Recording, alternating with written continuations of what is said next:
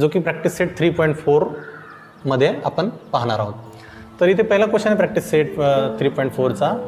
The question number 1 is on 1 जानेवारी 2016 सानिका नावाची मुलगी आहे जी decides to save ₹10, then ₹11 on second day, ₹12 on third day. If she decides to save like this on 31st December 2016, what would be her saving? तर सानिका नावाची मुलगी 2016च्या पहिल्या तारखेला म्हणजे जानेवारी महिन्याच्या पहिल्या तारखेला असं ठरवते की तिला पहिल्या दिवशी ₹10, दुसऱ्या दिवशी ₹11, तिसऱ्या दिवशी ₹12 असं जर ती पूर्ण वर्षभरून सेव्हिंग करत असेल, जर तिने असं ठरवलं असेल की अशाच प्रकारे आपल्याला वर्षभर सेव्हिंग करायची आहे, तर 31 डिसेंबरला म्हणजे वर्षाच्या शेवटच्या दिवशी तिची सगळी सेव्हिंग किती असेल, तिची सगळी बचत किती असेल ते तुम्हाला इथं फाइंड करायचं आहे. ठीक आहे ना. आता वर्ष 2016 हे तुम्हाला आठवत असेल तर हे लीप इयर आहे आणि लीप वर्षामध्ये आपल्याला माहिती आहे 366 दिवस असतात. म्हणजे सगळ्या दिवसाच्या सेव्हिंगची बचत बेरीज काढायची आपल्याला. ठीक आहे ना. म्हणजे समचा फॉर्म्युला आपल्याला इथं वापरता येईल एवढं तुम्हाला सुचलं असेल. ठीक आहे ना. तर आता आपण आधी काय करू, सिक्वेन्स काय आहे तो लिहून घेऊ, त्याच्यानंतर तो AP आहे का ते सर्च करू. जर AP असेल तर मग कॉमन डिफरन्स वगैरे ते तर तुम्ही काढून घ्याल आधी. मग फर्स्ट टर्म कॉमन डिफरन्स माहीत झाला आपल्याला आणि आपल्याला 31 डिसेंबरपर्यंतची सम काढायची आहे. म्हणजे 31 डिसेंबरला 1 जानेवारीपासून 31 डिसेंबरचे दिवस किती होतील, 366. म्हणजे n बरोबर 366 वापरायचं आणि सगळ्या दिवसाची 366 दिवसाची बेरीज करायची म्हणजे SN चा फॉर्म्युला वापरायचा. ठीक आहे ना. So Sanika saves ₹10 on first day. बरोबर आहे. पहिल्या दिवशी ती ₹10 वाचवते. नंतर दुसऱ्या दिवशी ₹11 on second day, ₹12 on third day.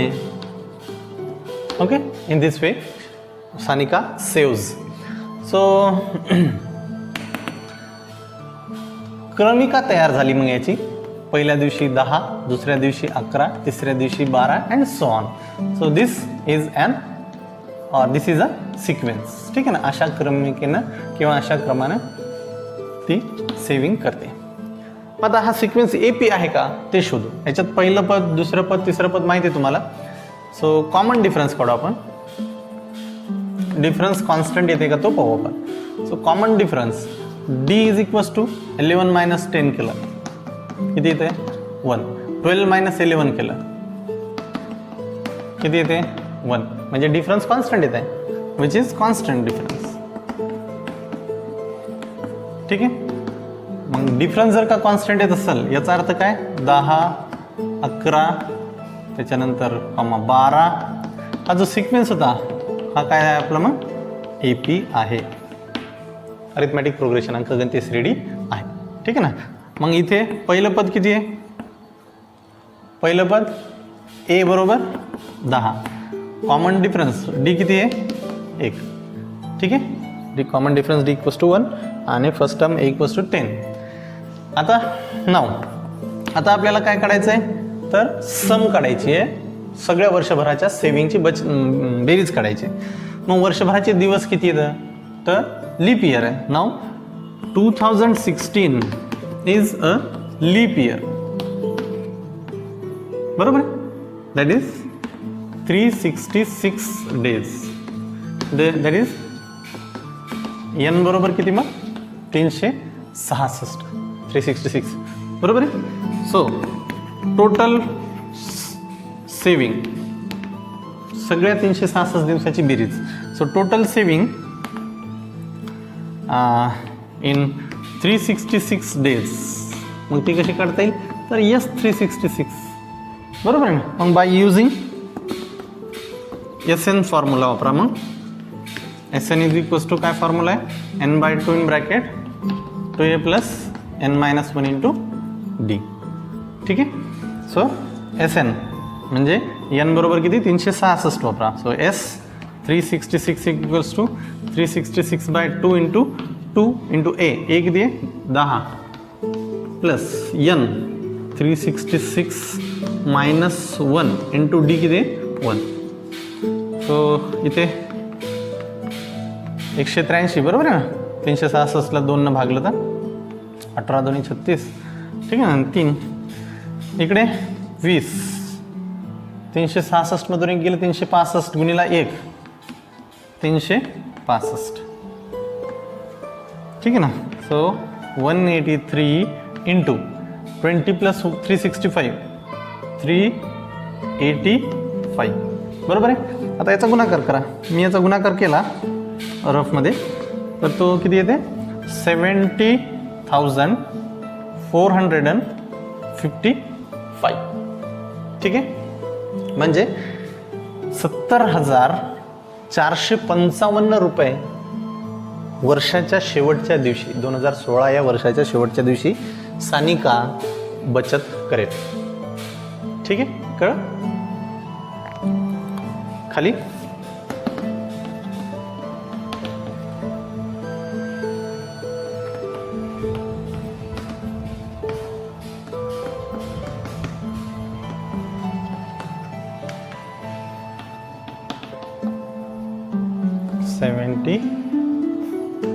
₹70,455 rupees, ठीक आहे. A man borrows ₹8,000 and agrees to repay with a total interest of ₹1,360 in 12 monthly installments. एका व्यक्तीनं 8,000 रुपये व्याजाने काढले आणि 1,360 रुपये व्याजासह, म्हणजे 8,000 रुपये प्लस 1,360 रुपये असे त्यानं 12 महिन्याच्या इन्स्टॉलमेंट्स मध्ये परत केले. Each installment is being less than preceding one by ₹40. प्रत्येक जो इन्स्टॉलमेंटचा हप्ता असायचा तो आधीच्या हप्त्यापेक्षा 40 रुपयानं कमी असायचा. Find the amount of first and the last instalment. तर मग त्या व्यक्तीचा पहिला हप्ता आणि शेवटचा हप्ता, पहिली इन्स्टॉलमेंट आणि शेवटची इन्स्टॉलमेंट किती रुपयाची असेल ते काढायचे, ठीक आहे ना. म्हणजे काय की पहिला हप्ता त्यानं जास्त भरला, दुसरा हप्ता त्यानं 40 रुपयानं कमी भरला, तिसरा हप्ता अजून 40 रुपयानं कमी, चौथा हप्ता अजून 40 रुपयानं कमी.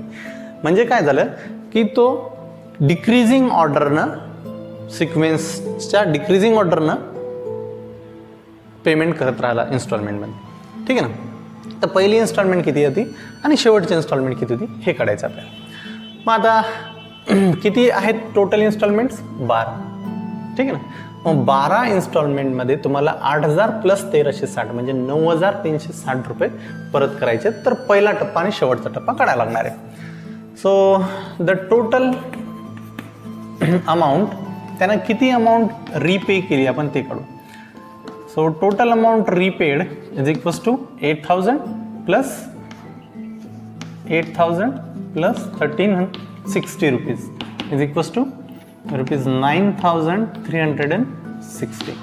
ओके, 9,360 रुपये त्यांना फेडलेत. किती इन्स्टॉलमेंट होत्या? Number of instalments is equals to 12, ठीक आहे ना. म्हणजेच n बरोबर 12 हप्ते होते, ठीक आहे. मग आता 12 हप्त्यात एवढे रुपये परत केलेत म्हणजे याचा अर्थ काय, SN बरोबर किती S12 म्हणजेच किती 9,360. कळ. आता प्रत्येक हप्त्याबद्दल काय सांगितलं आपल्याला, each installment is ₹40 less than preceding one, ठीक आहे ना. आधीच्या हप्त्यापेक्षा 40 रुपयानं पुढचा हप्ता कमी असायचा. म्हणजे काय, डिफरन्स जो आहे प्रत्येक इन्स्टॉलमेंटमधला हा किती होता -40 रुपीजचा. सो आता आपल्याकडं SN माहीत आहे, N माहीत आहे, D माहीत आहे. आपल्याला फर्स्ट इन्स्टॉलमेंट म्हणजेच सिक्वेन्सचं पहिलं पद म्हणजेच A काढायचं आहे, ठीक आहे ना. So using therefore by using SN चा फॉर्म्युला वापरा. SN equals to n/2 in bracket 2a plus n minus 1 into d. तर SN इथे n बरोबर किती वापरायचं आपल्याला 12, म्हणून S12 किती आहे ते टाकता येईल. ठीक आहे ना, यांच्या जागेवर पण 12. 2 इंटू ए माहीत नाही आपल्याला, ए म्हणजे फर्स्ट टर्म माहीत नाही.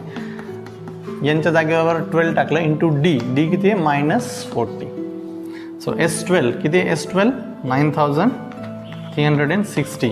इथे 6 भाग दिला, 2a अधिक 12तून 1 गेला 11, 11 गुणिला 40, 11 चूक 44 म्हणजे -440. इथे हा 6 इकडे ट्रान्सफर केला समजा तर डिनॉमिनेटरमध्ये येईल, इकडे उरेल 2a - 440. ते 6 9360ला भागलं किती, 15 × 90, 3 उरले, 3 म्हणजे 360 उरले, 6 × 6 = 36 म्हणजे 60. सो 1560 बरोबर 2a - 440. तर हा 440 इकडे ट्रान्सफर करू, म्हणजे 2a = 440 इकडे आणला तर 1560 प्लस 440 म्हणजे किती इथे 2a = 1560 अधिक 440, 2000 लिहू का? ठीक आहे ना, म्हणजे a बरोबर किती 2000 भागीला 2, तर किती a बरोबर 1000 रुपीज. म्हणजे त्या व्यक्तीला पहिल्या महिन्याचा टप्पा किंवा पहिल्या महिन्याचा हप्ता जो भरायचा आहे तो किती भरायचा आहे, 1000 रुपये. ठीक आहे ना, दॅट इज फर्स्ट इन्स्टॉलमेंट. हे तुम्ही शेवटी लिहिलं तरी हरकत नाही, इज ₹1000. कळलं? आता आपल्याला शेवटचा हप्ता काढायचा आहे. शेवटचा हप्ता काढण्यासाठी काय करावं लागेल, तर टर्म नंबर 12 किती येईल ते फाइंड करायचं आपल्याला, 12वे पद किती असेल त्याच्या सिक्वेन्सचा. So now to find last instalment,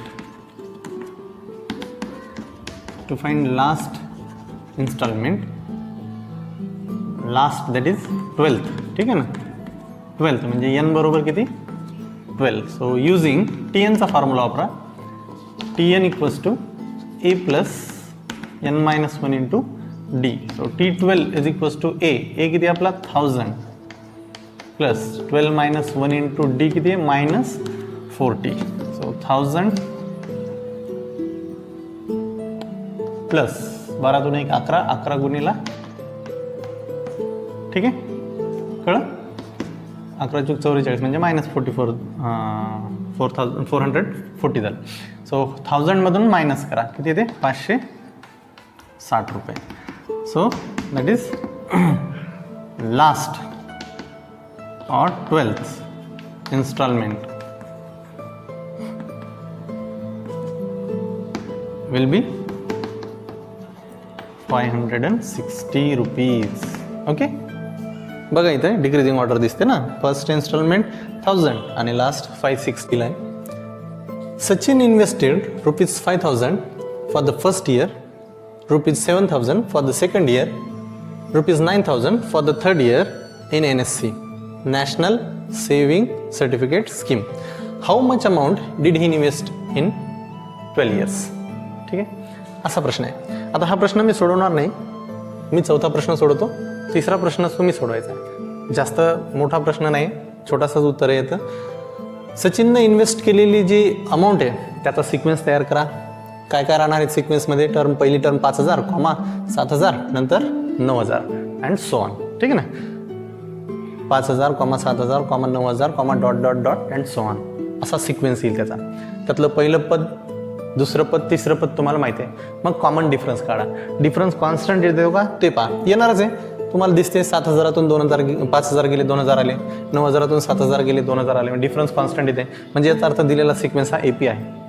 आता किती महिन्यापर्यंत किंवा किती वर्षापर्यंत तो सेव्हिंग करतो, 12 वर्षापर्यंत समजा. तर मग 12 वर्ष म्हणजे n बरोबर 12 घ्या आणि S12 काढा. 12 वर्षाची त्याची इन्व्हेस्टमेंट किती होती ते काढायची, म्हणजे सम ऑफ 12 इयर्स म्हणजे S12 वापरा. n बरोबर 12 घ्या, A होईल माहीत, D माहीत होईल. A बरोबर 5000, D बरोबर 2000, n बरोबर 12. SN चा फॉर्म्युला टाका ह्या सगळ्या व्हॅल्यूज आणि फाइंड करा. ठीक आहे, आन्सर काढा.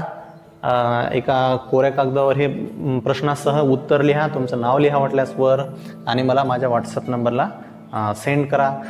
किंवा जे मुलं व्हॉट्सअपला नाही सेंड करू शकत ते याच व्हिडिओच्या खाली कमेंट बॉक्समध्ये आन्सर लिहा याचा क्वेश्चनचा. ठीक आहे. व्हिडिओ तुम्ही पहा, आवडल्यास लाईक करा. तुमच्या 10वीच्याच वर्गातल्या इतर विद्यार्थ्यांना, इतर मित्रमंडळींना पण सांगा व्हिडिओ पहा, लाईक करा आणि चॅनलला सबस्क्राईब करा. म्हणजे तुम्हाला नवीन व्हिडिओ टाकल्यानंतर कळेल की व्हिडिओ नवीन टाकलाय म्हणून तुम्ही लगेच पाहसाल. इतर मुलांच्या आधी तुम्हाला कळेल. ठीक आहे ना. तर आता मी क्वेश्चन नंबर 4 सोडवतो. हा तुमच्यावर सोडतो. ठीक आहे ना. क्वेश्चन नंबर 3 तुमच्यावर सोडतो. क्वेश्चन नंबर 4 काय आहे? There is an auditorium with 27 rows. एक ऑडिटोरियम आहे. ठीक आहे ना. ऑडिटोरियम माहिती ना, थिएटर सारखं समजा, ज्या जागेवर कल्चरल ॲक्टिव्हिटीज होऊ शकतात अशी जागा. ठीक आहे ना. तर 27 रोज आहे त्याच्यात, असे 27 रोज आणि कॉलम माहीत आहेत तुम्हाला. तर 27 रो आहेत असे, ज्यामध्ये की पहिल्या रोमध्ये 20 सीट्स आहेत, दुसऱ्या रोमध्ये 22 सीट्स आहेत, तिसऱ्या रोमध्ये 24 सीट्स आहेत. म्हणजे ह्याचा सिक्वेन्स कसा होईल? 20, 22, 24 आणि पुढं. ठीक आहे ना. And so on. तर असं करता करता 3 रो मधले तुम्हाला सीटची संख्या दिलेली आहे. तर 15व्या रोमध्ये किती सीट्स आहेत ते फाइंड करायचं. Find the number of seats in the 15th row. म्हणजे टर्म नंबर 1 माहिती आहे तुम्हाला, टर्म नंबर 2 टर्म, असं 15th टर्म किती असेल ते फाइंड करायचं तुम्हाला. पुढं काय सांगितलंय? Find the total number of seats in an auditorium. तर असं करता करता सगळ्या किती सीट्स आहेत, किती रो आहेत टोटल? 27 रो. तर टोटल 27 रो मध्ये किती सीट्स आहेत ते फाइंड करा. म्हणजे या 27 तुम्हाला फाइंड करावं लागेल. कळलं काय करायचं ते? ठीक आहे. सो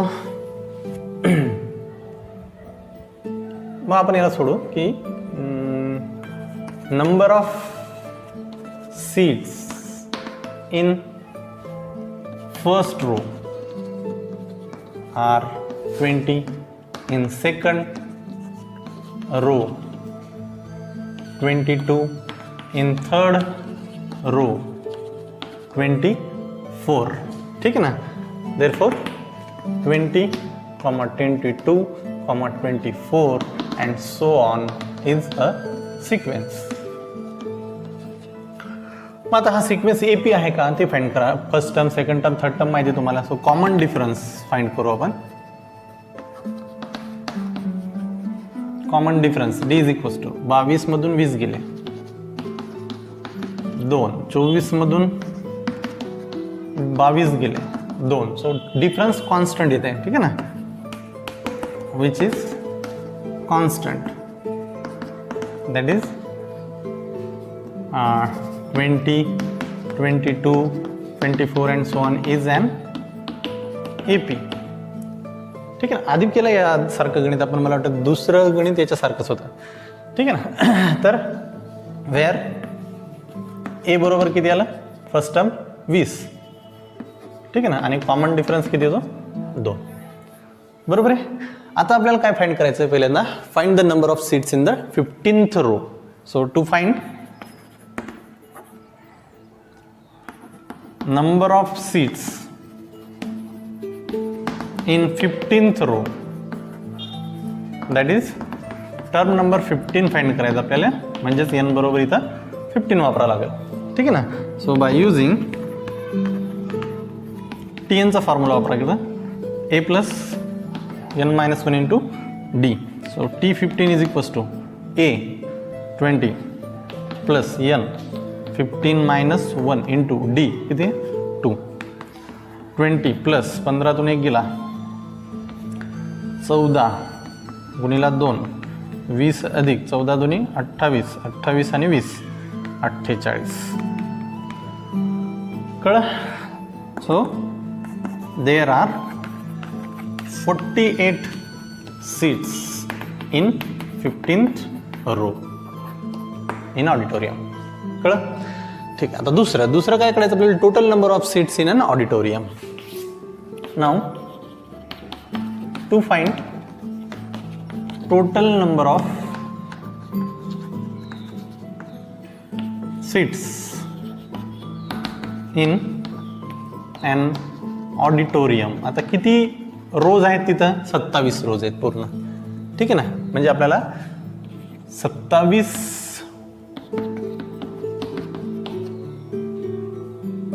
रो मधल्या सीट्सची बेरीज करायची, ठीक आहे ना, सम करायची. n बरोबर 27. So using SN equals to n/2 into 2a plus n-1 into d. So S27 is equals to यांच्या जागेवर 27 पुट केलं मी, 2 इंटू a, एक किती आहे 20 प्लस 27 वजा 1 गुणिला d 2, 27 भागिला 2, 20 दोन्ही 40, 27 मधून एक गेला 26, ठीक आहे. 27 भागिला 2 40 अधिक 26 दोन्ही किती 52, बरोबर आहे का. साइन दोन्ही 12 आणि दोन्ही 4 आणि 1 5, ठीक आहे ना. 27 भागिला 2 गुणिला 40 आणि 52 92, बरोबर आहे. 27 भागिला 2 गुणिला 92 म्हणजे किती, 92 भागिला 2 म्हणजे किती लिहू 46, ठीक आहे. सो 27 गुणिला 46 करा, S27 गुणिला 46 मी गुणाकार करून पाहिला किती येते 1242, ठीक आहे. तर एवढ्या नंबर ऑफ सीट्स असतील. इकडे दिसते का, therefore there are 1242 seats in an auditorium. कळलं. अशा प्रकारे. क्वेश्चन नंबर 5 काय आहे, Kargil's temperature was recorded in a week from Monday to Saturday. Kargil येथील टेम्परेचर तापमान सोमवारपासून शनिवारपर्यंतचं रेकॉर्ड केलं, लिहून ठेवलं आहे, नोंद केली. All readings were in AP किंवा AP आहेत सगळे रिडिंग्स, सोमवार, मंगळवार, बुधवार, गुरुवार, शुक्रवार, शनिवार, ठीक ना. 6ही दिवसांचे जे रिडिंग आहेत टेम्परेचरचे, तापमानाची जी नोंद आहे ती अंकगणितीय श्रेणी आहे. The sum of the temperatures of Monday and Saturday, ठीक आहे ना, सोमवार आणि शनिवार या 2 दिवसाच्या तापमानाची बेरीज was 5 degree Celsius more than the sum of temperatures of Tuesday and Saturday.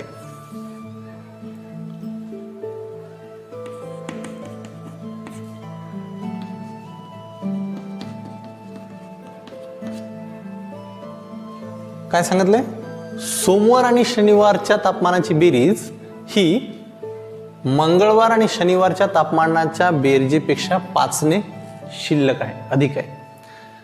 If the temperature of Wednesday बुधवारचं तापमान जर का -30 डिग्री सेल्सिअस असेल, then find the temperatures of other 5 days. तर मग एका दिवसाचं तापमान दिलंय तुम्हाला, बुधवारचं तापमान तुम्हाला दिलंय, तुम्हाला म्हणलं बाकीच्या 5 दिवसाचं तापमान काढा. तर दिलेलं काय मी ते लिहून घेतलं. Given that the temperatures are in AP, ते दिलेलंच आपल्याला की all readings were in AP. So सगळे AP मध्ये आहेत. मग आता इथे 6 दिवस आहेत. आपण याच्या आधीच्या एक्सरसाइजमध्ये, याच्या आधीच्या व्हिडिओमध्ये आपण पाहिलंय 4 लागोपाठ येणारी पदं पाहिली, त्याच्या आधी 3 लागोपाठ येणारी पदं पाहिली आपण अंकगणिती श्रेणीची, ठीक आहे ना. आता इथे 6 लागोपाठ येणारी पदं पाहायची. मग 6 पदं काय असू शकतात हे माहिती आपल्याला की पहिलं पद A असते, नंतरचं A+D, मग 2D, मग 3D असं ॲड करत चालायचं. याच्या आधी आपण हे पण पाहिलं की A-D असते, A नंतर A+D 4 पदं पण पाहिले. अजून मागं या 2 पदं अजून म्हणजे 6 होतील. सो A-D 1 घेतला म्हणजे -2D घ्या म्हणजे -3D घ्या. आता हे झालं सोमवार, मंगळवार, बुधवार, गुरुवार, शुक्रवार, शनिवार असे दिवसाचे तापमान, ठीक आहे, रिस्पेक्टिव्हली, ठीक आहे ना. So let the temperatures in degree Celsius from Monday to Saturday are A-3D पासून ते, ठीक आहे, कळलं. आता दिलेल्या अटी काय आहेत त्याचा वापर करा. बाय गिवन फर्स्ट कंडिशन, पहिली अट काय तुम्हाला दिलेली, सोमवार आणि शनिवार, मंडे आणि सॅटर्डेच्या टेम्परेचरची सम ऑफ द टेम्परेचर, ठीक आहे ना. सो मंडेचं टेम्परेचर काय आहे तुमच्याकडं A-3D. म्हटलंच मी ते वर्ड्समध्ये आधी लिहून घेतो. काय सांगितलंय, sum of sum of temperatures of Monday and Saturday is 5 degree Celsius more than the sum of temperatures of Tuesday, sum of temperatures of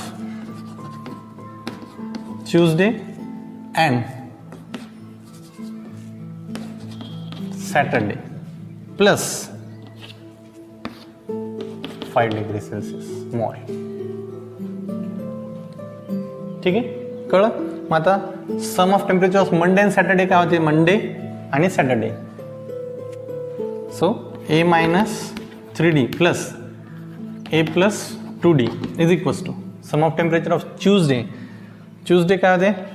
A minus 2D आणि सॅटर्डेचं काय होते? A plus 2D plus 5. कळलं? मग आता इथे A plus A 2A minus 3D प्लस 2D minus D. इकडे इथे मायनस 2D प्लस 2D कटला 2A प्लस 5. मग दोन्हीकडची 2A मी कट करतो किंवा एका बाजूला घेतले तर ते कॅन्सल होतील. म्हणजे minus d is equals to किती आला? 5. म्हणजे डी इक्वल्स टू किती आला? -5. म्हणजे हे जे कॉन्झिक्युटिव्ह टर्म्स आहेत ह्याच्यामधला डिफरन्स किती असणार आहे? -5. आता आपल्याकडे -5 म्हणजे कॉमन डिफरन्स माहीत झाला. आता आपल्याला फर्स्ट टर्म माहीत करावं लागेल, म्हणजे ए माहीत करावं लागेल. ए माहीत झाला की ए आणि डी ह्याच्यात पुट केले की तुम्हाला ते टेम्परेचर्स माहीत होतील. मग आता अजून काय दिलं तर त्याचा वापर करू. दिले काय? Temperature of Wednesday was -30 degree Celsius.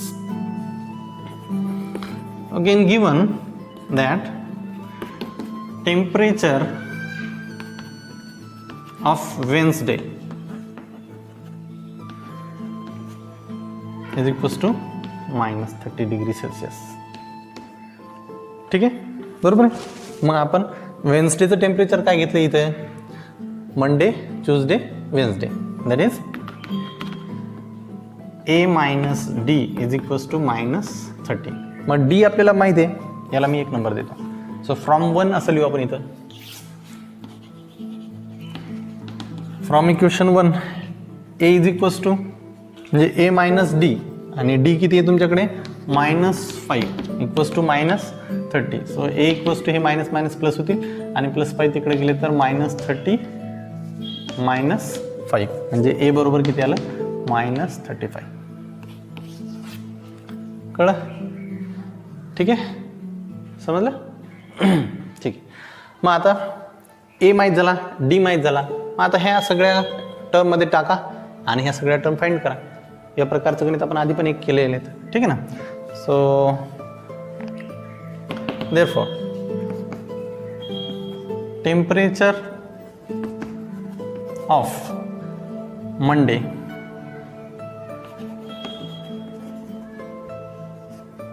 Temperatures of मंडेचं टेम्परेचर काय घेतलं होतं आपण? ए मायनस 3D. ए मायनस 3D मग ए किती आहे? -35 मायनस 3 टाइम्स डी. डी किती आहे? -5. मग किती होते? -35 मायनस मायनस प्लस आणि 5 त्रिक 15. ठीक आहे ना? मग 35मधून 15 गेले म्हणजे किती? -20. त्याच्यानंतर टेम्परेचर ऑफ ट्यूजडे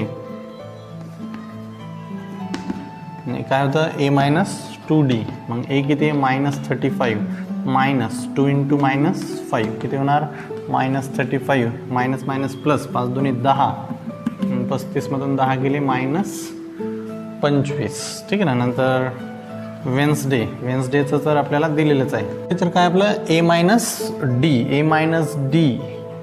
ठीक आहे ना? ए मायनस डी म्हणजे किती? -35 मायनस डी म्हणजे -5. तर हे मायनस मायनस प्लस 5 35मधून तसं तर हे दिलेलंच आहे आपल्याला इथे वेन्सडेचं टेम्परेचर. ठीक ना? -30 आहे म्हणून. त्याच्यानंतर थर्सडे टेम्परेचर थर्सडेचं काढायचं आहे. थर्सडेचं टेम्परेचर कसं काढसाल तुम्ही? थर्सडेचं टेम्परेचर ए मायनस नाही फक्त ए इज इक्वल्स टू किती आहे आपल्याकडं? ए इज इक्वल्स टू -35 आणि त्याच्यानंतर काय राहिलं? थर्सडे नंतर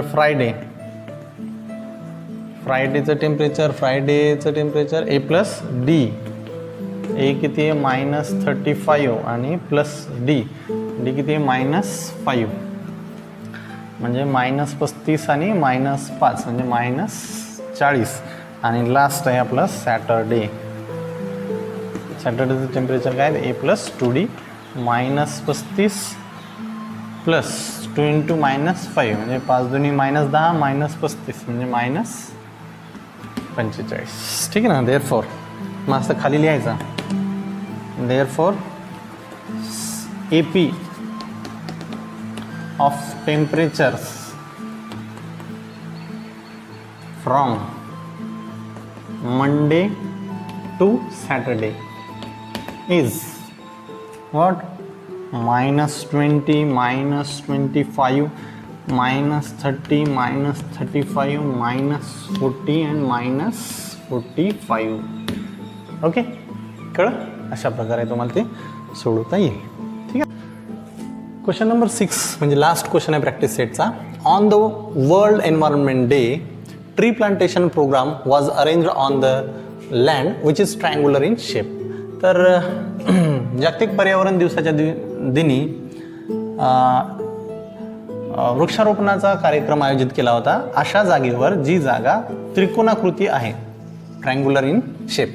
trees are planted in such that in the first row. असे आता झाडे लावताना आपण रो कॉलममध्ये लावत असतो किंवा तर इथे पहिल्या रोमध्ये एक झाड आहे असं सांगितलंय.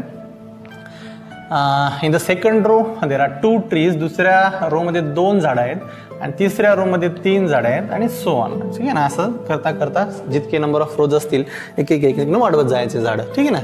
So find the total number of trees in the 25 row.